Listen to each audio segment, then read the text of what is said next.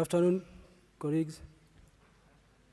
I've been given 5 minutes to present a brief of the role of Latra.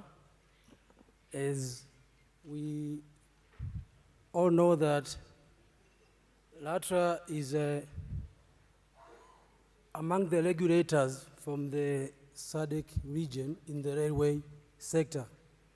We and the RSR have been in the field of railway regulation for more than 10 years. And here, I will just take a brief on how we have played the roles in addressing the agendas of Sara. So in building a safer rail future and advancing safety standards across African railway networks, so I will start by not assuming that everybody knows about Latra, as my colleague from PRASA yesterday. So the presentation outlines, as you have seen them, I just go briefly. And about Latra is that we are a land transport regulatory authority. We are dealing with all modes of transport in the land area. But basically, Latra was formed after a repealing of the then Sumatra, which was the Surface and Maritime Transport Regulatory Authority, which was covering the surface and the maritime. So Latra was split, Sumatra was split, and then we have Latra and the other organization known as TRASAC. So we are regulating the road transport vehicles, the railways, and other modes like cable transport. So I will just focus on the railways. And as you can see, from the Directorate of Railway Regulation, which is the core functioning directorate in the railway area, we have 3 sections.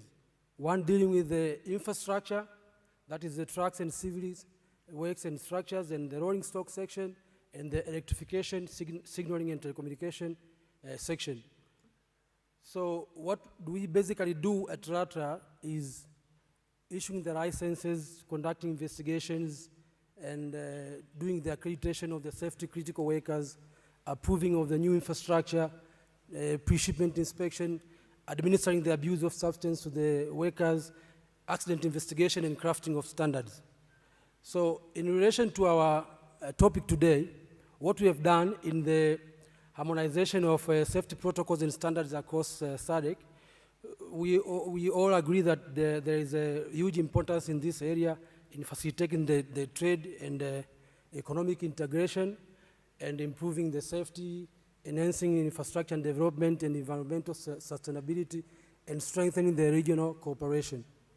And we as Latra in 2022, we domesticated the SADC Sara harmonized text standards for railways that was developed in this Sara forum, and then we endorsed them as official standards for our country. And we have the issue of developing a regional body, oversight body for enhancing the current frameworks. Having hosted the RASA Secretariat from 2022 to 2023, I think you are all aware of RASA. RASA is the Railway Regulatory Association of Southern Africa. So we are advocating the establishment of a dedicated regional railway safety oversight body that will enhance the safety regulation and improving efficiency in our rails. Also coming to the point of the role of geosurveying and technology in monitoring and maintaining safety, we are also aware of this emerging requirement in the railway field. So we are working close with our operators that are TRC and Tazara, and some private operators like Calabash and Bravo. Mr. Zulu was here. He's one of our operators in Tanzania. So we are understanding that the application of these tools offers a powerful way to enforce safety, and we are not hesitant to invest and learn more about using these technologies in regulating railway safety.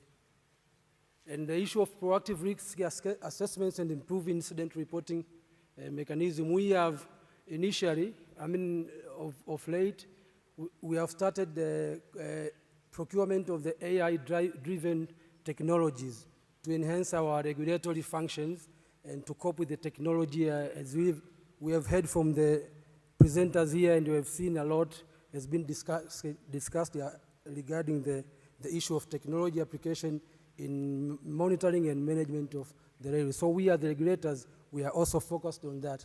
So we will have the issues of proactive risk assessment, as we are to form the first line of defense to the safety and issues of performance in the railways.